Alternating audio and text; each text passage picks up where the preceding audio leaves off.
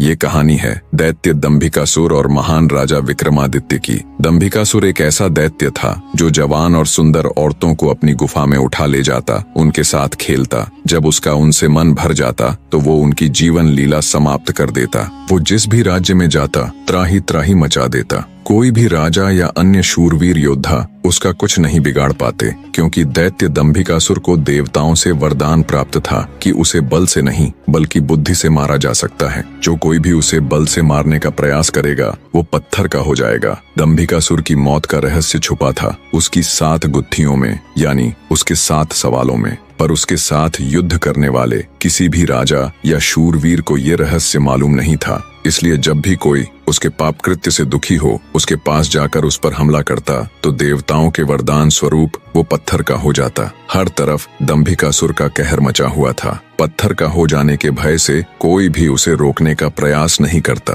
पर कहते हैं ना, जब पाप का घड़ा भर जाता है तो उसके भी फूटने का समय आ ही जाता है। हर जगह अपनी मनमानी कर एक दिन दैत्य दंभिकासुर ने उज्जैन नगरी की तरफ रुख किया। उज्जैन नगरी के ऊपर उस समय महान राजा विक्रमादित्य का शासन था। महाराज विक्रमादित्य न केवल बलशाली थे बल्कि वे बहुत बुद्धिमान भी थे। उन्हें हर प्रकार के कौशल में महारत हासिल थी। उन्हीं दिनों में विक्रमादित्य की नगरी उज्जैन में एक धनी साहूकार रहता था। साहूकार के 2 लड़के थे। बड़े का नाम महेंद्र था और छोटे का लखन। बड़े लड़के का विवाह तो साहूकार ने कर दिया था, पर छोटे बेटे का विवाह करने से पहले ही वो ईश्वर को प्यारे हो गए। पिता के गुजर जाने के बाद कामकाज और व्यापार संभालने की सारी जिम्मेवारी दोनों भाइयों पर आ गई। दोनों भाई दिल लगाकर कारोबार संभालने में लग गए। दोनों भाई जब काम कर शाम को घर आते तो दरवाजे पर खड़ी महेंद्र की पत्नी अपने पति को दाएं हाथ से लोटा भरकर पानी देती और बाएं हाथ से अपने देवर लखन को। एक दिन लखन ने सोचा, भाभी हर रोज मुझे बाएं हाथ से पानी पीने को देती है, आज मैं उनके दाएं हाथ से पानी पीऊंगा। शाम को जब दोनों भाई काम से लौटे तो लखन अपनी भाभी के बाएं हाथ से पानी पीने के लिए अपने खड़े होने के स्थान को बदलकर अपने बड़े भाई महेंद्र की जगह पर खड़ा हो गया और बड़ा भाई महेंद्र उसकी जगह पर खड़ा हो गया। लखन की भाभी जब उनको पानी देने के लिए आई तो उसने एक हाथ को दूसरे हाथ के ऊपर से करते हुए दाएं हाथ का लोटा अपने पति को दे दिया और बाएं हाथ में पकड़ा हुआ लोटा लखन को दे दिया। ये देख, लखन बोला, भाभी आज मैंने भैया के स्थान पर खड़ा होकर सीधे हाथ से दिया हुआ पानी पीना चाहा, परंतु आपने अपने हाथों को बदलते हुए मुझे बाएं हाथ से ही पानी दिया। आप मुझे बताएं, आपने ऐसा क्यों किया? लखन की बात सुनकर उसकी भाभी ने उत्तर दिया, अगर तुम्हें सीधे हाथ का दिया हुआ पानी ही पीना है तो तुम भी अपने लिए सीधे हाथ से पानी पिलाने वाली ले आओ। भाभी की कही हुई बात लखन को चुभ गई। वह बिना पानी पिए ही भाभी से कहने लगा, ये लो तुम अपना पानी का लोटा और मैं यहाँ से जा रहा हूँ और अब मैं तभी वापस आऊंगा जब मुझे सीधे हाथ से पानी देने वाली मिल जाएगी, वरना अपनी शक्ल नहीं दिखाऊंगा। इतना कहकर वो तुरंत मुड़ा और चल पड़ा। ये देख उसके बड़े भाई महेंद्र ने उसे रोकने की बहुत कोशिश की, पर वो नहीं माना और बोला, नहीं भैया, अब तो तभी वापस आऊंगा जब मुझे मेरे योग्य पत्नी मिल जाएगी। इतना कहकर वो घर छोड़कर चल दिया। चलते चलते वह अपने नगर से दूर कांचीपुरम शहर में पहुंच गया। कांचीपुरम का राजा चंद्रसेन एक धार्मिक विचारों वाला व्यक्ति था। उसके राज्य में चारों ओर अमन शांति का माहौल था, परंतु फिर भी राजा चंद्रसेन हमेशा दुखी रहता था। राजा के दुख का कारण था उसकी जवान बेटी चंद्रकला का स्वास्थ्य। चंद्रकला दिखने में तो अत्यंत खूबसूरत थी, पर उसे एक असाध्य रोग ने घेर रखा था, जिस कारण राजकुमारी हमेशा अचेत अवस्था में रहती थी। राजा ने बहुत सारे हकीम और वैद्य राजकुमारी को ठीक करने के लिए लगा रखे थे, लेकिन उनमें से कोई भी राजकुमारी को ठीक नहीं कर पा रहा था। ठीक कर पाना तो दूर, वे राजकुमारी चंद्रा की बीमारी तक नहीं ढूंढ पा रहे थे। राजा को हमेशा यही दुख सताए जाता कि उसकी बेटी का क्या होगा। जब सभी प्रकार के वैद्यों, हकीमों और पूजा पाठ तंत्र मंत्र से भी राजकुमारी चंद्रकला को कोई फायदा नहीं हुआ तो राजा ने अपने राज्य में यह घोषणा करवा दी कि जो व्यक्ति मेरी बेटी को ठीक करेगा मैं उसके साथ ही अपनी बेटी चंद्रकला का विवाह कर दूंगा और उसे अपना आधा राज्य भी दूंगा। लखन जब राज्य की राजधानी में पहुंचा तो उसने देखा कि वहां हर तरफ राजकुमारी की चर्चा हो रही थी। राज्य का हर कोई व्यक्ति राजा की घोषणा और राजकुमारी की बीमारी की बात कर रहा था। जब लखन ने एक व्यक्ति से इस बारे में पूछा तो व्यक्ति ने राजकुमारी की बीमारी से लेकर राजा की घोषणा तक का सारा किस्सा लखन को बताया। सारी बातें सुन लखन कुछ देर वहां खड़ा विचार करता रहा, फिर कुछ सोचकर वो राजमहल की तरफ चल पड़ा। एक जिंदा सांप राजा की लड़की के पेट में रहता था। सांप ने राजा की लड़की को अपने वश में किया हुआ था। जब रात होती तो वो कुछ देर के लिए राजकुमारी के मुख से बाहर निकलकर जंगल की तरफ चला जाता और सुबह होने से पहले ही वो फिर से उसके अंदर चला जाता। राजकुमारी इस बात से बिल्कुल अनजान थी कि उसके अंदर एक सांप ने डेरा डाला हुआ है। अनजाने में वो पूरी तरह से उस नाग के वश में थी। राजमहल में किसी को भी इस बात की भनक तक नहीं थी कि राजकुमारी के अंदर एक 7 फुट का सांप रहता है। सभी यही समझते कि पता नहीं राजकुमारी को क्या बीमारी लग गई जिसके कारण वो हमेशा अचेत रहती है। बड़े से बड़े वैद्य और हकीम भी इस बात का पता नहीं लगा पाए। लखन जब राजमहल के अंदर गया तो उसने देखा कि वहाँ पर बहुत सारे वैद्य और हकीम राजकुमारी को ठीक करने के लिए लगे हुए हैं। एक कोने में खड़े होकर चुपचाप लखन ये सारा माजरा देखने लगा। जब शाम का समय हुआ तो सभी हकीम और वैद्य धीरे धीरे करके वहाँ से चले गए।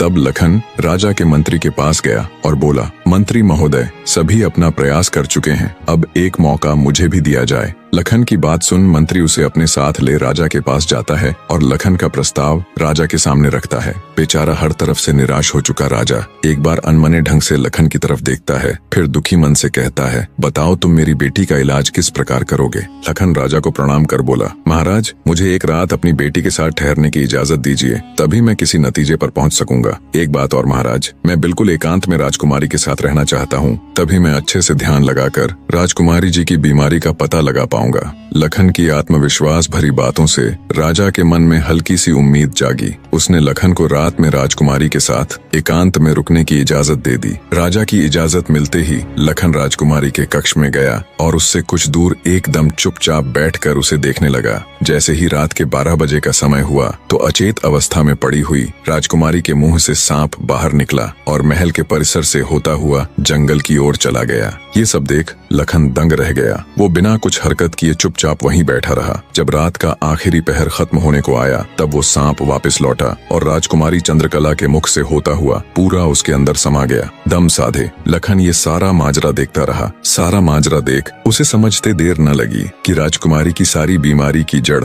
ये सांप ही है। सुबह हुई तो राजा चंद्रसेन डर और बेसब्री के मिश्रित भावों के साथ लंबे लंबे कदम रखता हुआ अपने मंत्री के साथ राजकुमारी के कमरे में आया और बेसब्री से उसने लखन से पूछा, बताओ लड़के, तुम किस नतीजे पर पहुंचे? क्या मेरी बेटी ठीक हो जाएगी? लखन बोला, महाराज, मुझे राजकुमारी की बीमारी का पता चल गया है और ईश्वर ने चाहा तो वो जरूर ठीक हो जाएगी। आप मुझे एक रात का समय और दीजिए और मेरे लिए एक तलवार, एक मिट्टी से भरी हुई बड़ी सी बाल्टी का इंतजाम कर दीजिए। लखन की बात सुन राजा को बहुत सुकून मिला। उसने मंत्री को लखन के द्वारा मांगा गया सारा सामान उसे देने का निर्देश दिया। अब सभी को इंतजार था तो बस रात का।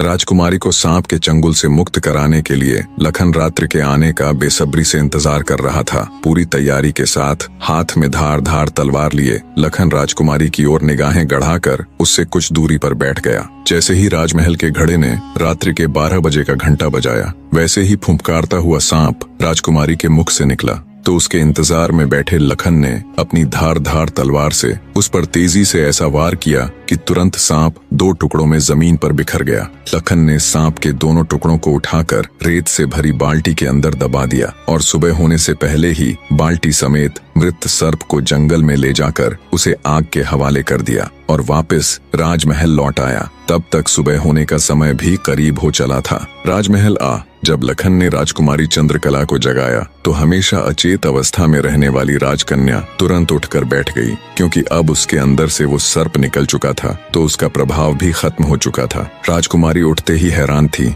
उसे ऐसा लग रहा था जैसे पता नहीं वो कितने सालों से नींद में थी। जब लखन ने राजकुमारी से उसके स्वास्थ्य के बारे में पूछा तो अचंभित राजकुमारी ने अपने आप को बिल्कुल ठीक बताया। तब तक सुबह भी हो चुकी थी। उधर राजा भी पूरी रात सोया नहीं था। उसे बस इंतजार था तो सुबह का। जैसे ही सुबह हुई राजा बेसब्री से भागा भागा राजकुमारी के कक्ष में आया। जब उसने बिल्कुल सही सलामत अपनी बेटी को बैठे और बात करते पाया तो उसकी खुशी का ठिकाना ना रहा। आंखों में अश्रु लिए राजा ने तुरंत अपनी लाडली बेटी को गले लगा लिया। भरे हृदय से राजा ने हाथ जोड़कर लखन का शुक्रिया अदा किया और अपनी शर्त के अनुसार राजकुमारी चंद्रकला का विवाह लखन के साथ कर दिया। जब राजा ने लखन को अपना आधा राज्यपाट देना चाहा तो लखन ने राज्य लेने से साफ मना कर दिया। ऐसा स्वाभिमानी दामाद पाकर राजा चंद्रसेन खुशी से फूला नहीं समाया। उसने खुशी खुशी बहुत सारा धन देकर अपनी बेटी चंद्रकला को लखन के साथ विदा कर दिया। जब राजकुमारी चंद्रकला को ले लखन अपने राज्य उज्जैन नगरी पहुंचा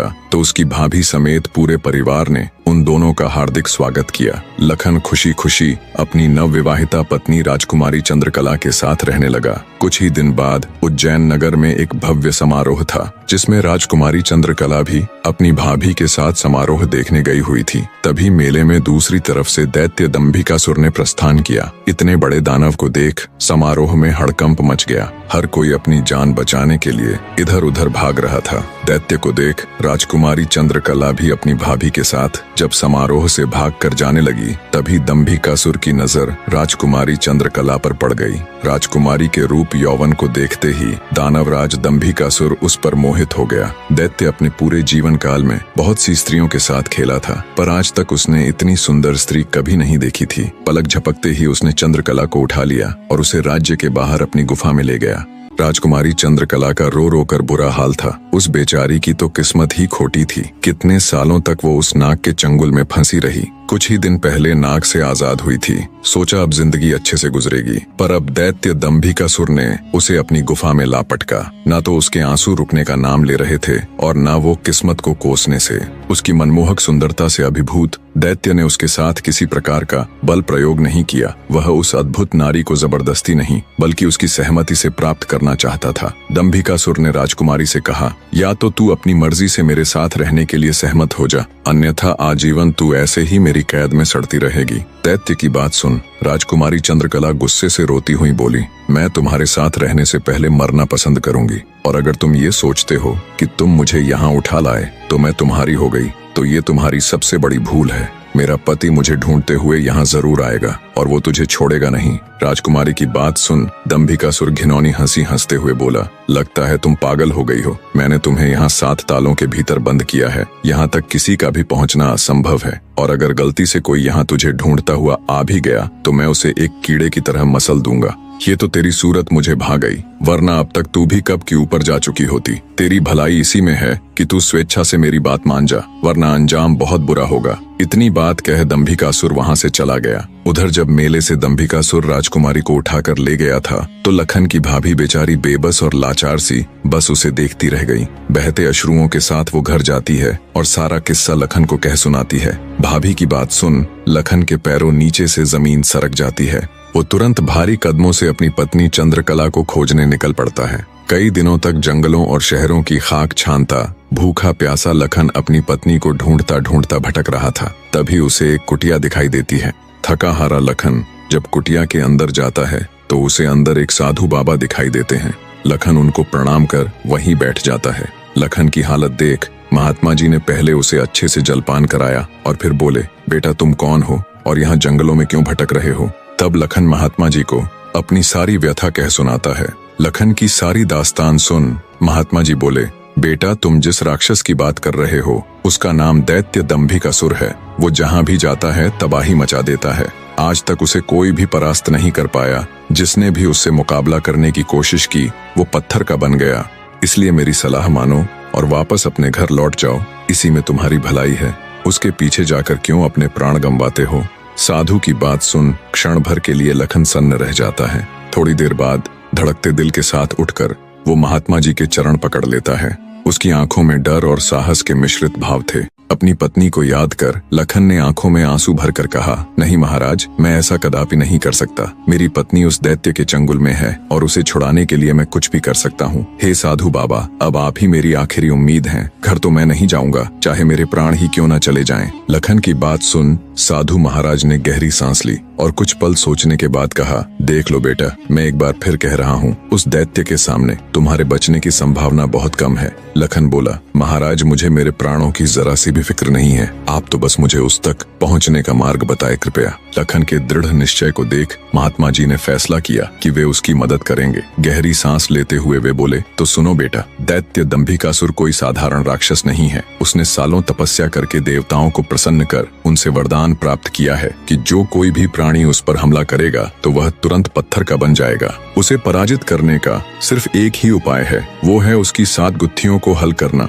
यानी उसके 7 प्रश्नों के सही जवाब देना। अगर तुम्हारे एक भी जवाब से वो संतुष्ट नहीं हुआ, अर्थात तुमने गलत जवाब दिया, तो भी तुम तुरंत पत्थर के बन जाओगे। उसके हर एक सवाल के हर सही जवाब के साथ उसकी शक्ति कम होती चली जाएगी और उसके सभी सातों प्रश्नों का ठीक ठीक जवाब देने पर अंततः वो शक्तिहीन हो जाएगा। फिर तुम उसके ऊपर आक्रमण कर उसे पराजित कर सकते हो। पर बेटा, वो बिना शक्तियों के भी बहुत बलशाली है, तुम फिर भी उसका मुकाबला नहीं कर पाओगे। महात्मा जी की बात सुन और दैत्य दंभिकासुर को पराजित करने का पूरा उपाय जान। डर की लहर के साथ लखन का पूरा शरीर झनझना जाता है, पर फिर वो अपनी पत्नी को याद कर दैत्य दंभिकासुर के पास जाने का निर्णय लेता है। लखन ने महात्मा जी के चरण छूकर कहा, महाराज, मैं तैयार हूँ, कृपया मुझे उस दैत्य के पास जाने का मार्ग बताएं। महात्मा जी ने लखन को आशीर्वाद देते हुए दैत्य दंभिकासुर की गुफा का रास्ता बता दिया। दृढ़ निश्चय कर एक अदम्य जोश के साथ लखन दंभिकासुर की गुफा की ओर चल पड़ता है। कुछ देर तक कठिन यात्रा करने के बाद लखन उस भयानक गुफा के द्वार पर पहुंच जाता है। वह अपनी तलवार निकालकर गर्जना करता है, दंभिकासुर बाहर आ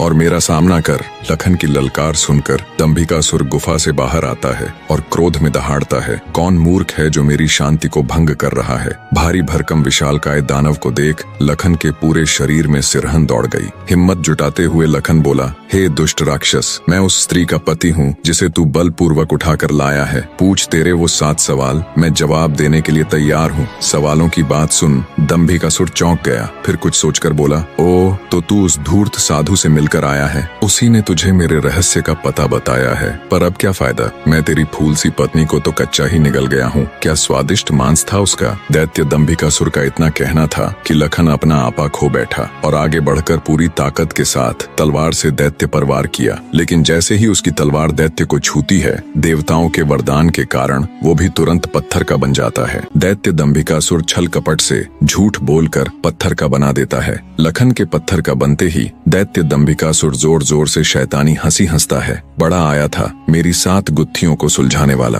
उसकी शैतानी हंसी से सारी वादियां दहल उठती हैं। घिनौनी हंसी हंसता हुआ दंभिकासुर अपनी गुफा में जाता है और राजकुमारी चंद्रकला से कहता है, एक कीड़ा आया था बाहर, कह रहा था तुम्हारा पति है। तुम तो बड़े बड़े दावे कर रही थी कि मेरे पति को जब मालूम चलेगा तो वो मुझे छोड़ेगा नहीं। अरे उसे मसलने के लिए तो मुझे अपने हाथों की भी जरूरत नहीं पड़ी, एक छोटे से झूठ से ही विचलित हो मिट्टी में मिल गया। इतना कह दानव जोर जोर से हंसता है। दंभिकासुर की बात सुन राजकुमारी चंद्रकला एकदम सन्न रह जाती है, मानो उसके शरीर में प्राण ही न हो। कुछ देर बाद जब थोड़ा होश संभाला तो रोती गिड़गिड़ाती हुई राजकुमारी बोली, दुष्ट दानव, क्या किया तूने मेरे पति के साथ। ऐसा नहीं हो सकता, मेरा पति नहीं मर सकता, कह दे कि तूने मुझसे झूठ कहा है।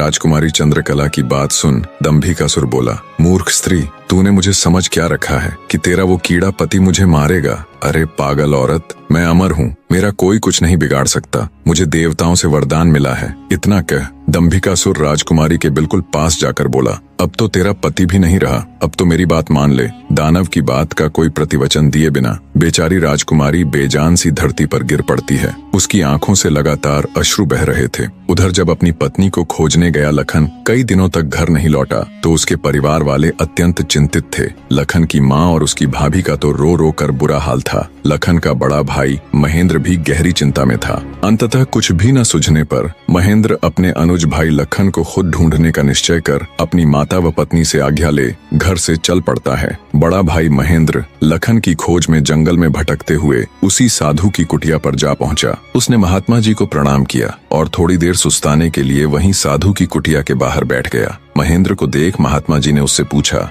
हे वत्स, तुम इस निर्जन जंगल में क्यों भटक रहे हो। तो महेंद्र ने शुरू से अंत तक सारा वृत्तांत महात्मा जी को सुनाया। सारा वृत्तांत सुन महात्मा जी के चेहरे पर चिंता की लकीरें उभर आईं। उन्हें इस प्रकार विचार मग्न देख महेंद्र ने पूछा, हे महाराज, मेरी बात सुनकर आप किन विचारों में खो गए और आपके चेहरे पर ये चिंता की लकीरें मैं साफ देख सकता हूँ। इसका क्या कारण है गुरुजी। महात्मा जी ने गंभीर स्वर में कहा, हे वत्स, मैं तेरे भाई लखन को जानता हूँ। वह भी मेरे पास आया था और उसने मुझे सारा वृत्तांत सुनाया था कि कैसे वह राक्षस उसकी पत्नी को उठा ले गया। महात्मा जी की बात सुनकर महेंद्र एकदम स्तब्ध रह गया। उसकी आंखों में आश्चर्य और चिंता के भाव उभर आए। महेंद्र बोला, तो कहाँ है मेरा अनुज महाराज, वो ठीक तो है, वो घर क्यों नहीं लौट रहा। हे महाराज, कृपया जल्दी से मुझे बताएं, मुझसे सब्र नहीं हो रहा। जब महेंद्र अपने छोटे भाई लखन के बारे में साधु महाराज से पूछता है तो साधु जी लखन के उनके पास आने से लेकर दैत्य दंभिकासुर के पास जाने तक का सारा वृतांत कह सुनाते हैं। सारी बात सुन महेंद्र महात्मा जी के चरण पकड़ लेता है और कहता है, हे साधु महाराज, आप तो सर्वज्ञानी हैं। जब आपको दैत्य दंभिकासुर के रहस्य के बारे में पता था तो अवश्य आप ये भी जानते होंगे कि लखन का यहाँ से जाने के बाद क्या हुआ। हे महाराज, कृपया मुझे बताए कि आगे क्या हुआ। तब साधु बाबा गंभीर स्वर में बोले,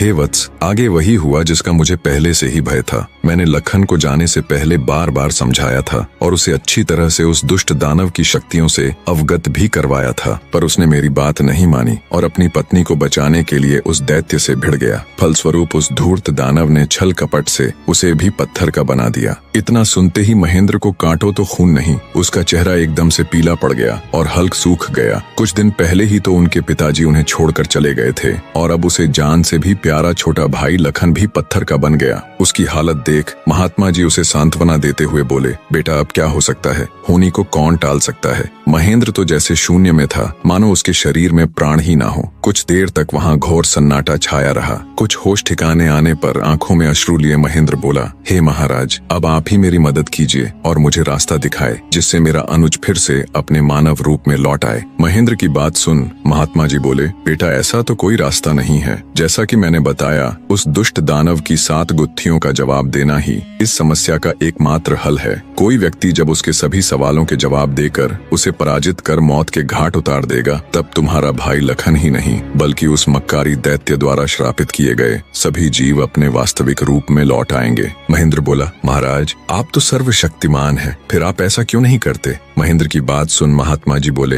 बेटा बेशक मैं उस पापी दानव के सभी सवालों का जवाब दे सकता हूँ, पर मेरी भी कुछ सीमाएं हैं जिन्हें मैं चाह कर भी नहीं लांघ सकता। इतना कह साधु महाराज चुप हो जाते हैं। तब महेंद्र बोला, ठीक है महाराज, तो फिर मैं खुद जाऊंगा अपने अनुज को बचाने और उस दुष्ट दैत्य के सवालों का जवाब देने। महेंद्र की बात सुन महात्मा बोले, बेटा तुम भी उसका कुछ नहीं कर पाओगे, फलत अपने भाई की तरह उसके जाल में फंसकर पत्थर के बन जाओगे। फिर भी अगर तुम जाने का निश्चय कर ही चुके हो तो एक बात का ध्यान रखना, वो दुष्ट तुम्हें भटकाने की कोशिश करेगा। उसकी बातों पर कोई भी प्रतिक्रिया दिए बिना सीधे उससे बस उसके सवाल पूछना। साधु महाराज के निर्देश सुन महेंद्र जी महाराज कह साधु से विदाई लेकर दैत्य दंभिकासुर की गुफा की ओर चल देता है। कठिन यात्रा करने के पश्चात महेंद्र उस भयानक गुफा के द्वार पर पहुंच जाता है और दैत्य दंभिकासुर को पुकारता है, हे दुष्ट दानव, बाहर आ, मैं आज तेरे सभी सवालों के जवाब दे तेरा काम तमाम कर दूंगा। महेंद्र की बातें जब दंभिकासुर सुनता है,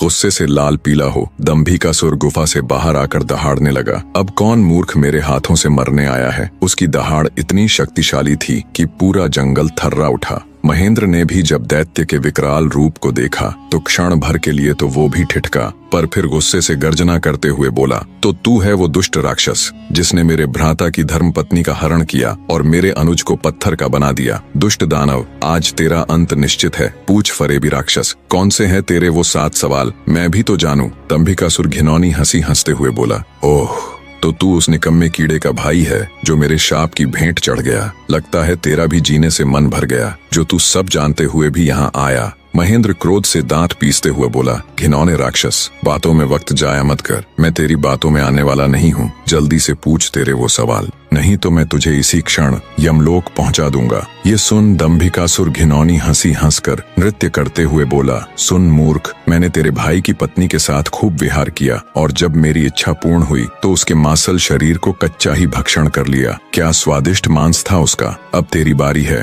पर तुझे तो मैं पत्थर भी नहीं बनाऊंगा, सीधे तेरे टुकड़े टुकड़े कर डालूंगा। दैत्य दंभिकासुर के बोले गए ये बोल महेंद्र की छाती में किसी भाले की तरह लगे। अपने भ्राता की पत्नी के बारे में कहे गए शब्दों से उसके तन बदन में आग लग गई। सब कुछ अच्छे से जानते हुए भी महेंद्र अपने ऊपर काबू नहीं रख सका और दैत्य दंभिकासुर को मारने के लिए तेजी से उसकी तरफ लपका। जैसे ही उसने दैत्य के ऊपर अपनी पूरी ताकत लगा तलवार से वार किया, वैसे ही अपने भाई की तरह पल भर में वो भी पत्थर का बन गया। उसके पत्थर का बनते ही दंभिकासुर हंसते हुए बोला, तुम दोनों भाइयों की किस्मत में यही था कि तुम दोनों युगों युगों तक मेरी गुफा के प्रहरी बनकर रह जाओगे। इतना बुदबुदाकर दंभिकासुर अपनी गुफा में जाता है और राजकुमारी चंद्रकला को भी ये सब बता देता है और कहता है, तेरे दोनों रक्षक तो मेरे सामने ढेर हो गए, अब तू किसकी आस लगाए बैठी है। मूर्ख स्त्री, राजकुमारी चंद्रकला के रो रोकर आंसू सूख चुके थे। अब बचा था तो केवल क्रोध और ज्वाला। जलती हुई आंखों के साथ गुस्से में दहाड़ती हुई राजकुमारी बोली, दुष्ट राक्षस, तू क्यों इतना खुश हो रहा है? मुझे तेरा अंत साफ नजर आ रहा है। देख मेरी आंखों में। राजकुमारी चंद्रकला के तेवर देख और उसकी बात सुन दंभिकासुर विचलित सा हो जाता है और बिना कुछ कहे ही वहां से चला जाता है। उधर लखन महेंद्र के घर में तो लखन के न आने से पहले ही मातम पसरा हुआ था। ऊपर से अब महेंद्र भी वापस नहीं लौटा तो उसकी पत्नी और माँ का बुरा हाल था। अंततः महेंद्र की पत्नी अपनी सासू माँ से कहती है, माँ जी, आखिर कब तक हम ऐसे ही रोते बिलखते उनका इंतजार करते रहेंगे? बहू की बात सुन, बुढ़िया माँ बोल पड़ी। तो और बेटी, हम कर भी क्या सकते हैं इसके सिवाय? महेंद्र की पत्नी बोली, हम अपने राजा के पास जाकर उनको ये सब बताएंगे, वो अवश्य हमारी मदद करेंगे। बहू की बात बूढ़ी माँ को उचित लगी। दोनों तुरंत राजा विक्रमादित्य के पास चल पड़ती हैं। कहानी का अगला अध्याय भी बहुत जल्दी आने वाला है। बने रहे।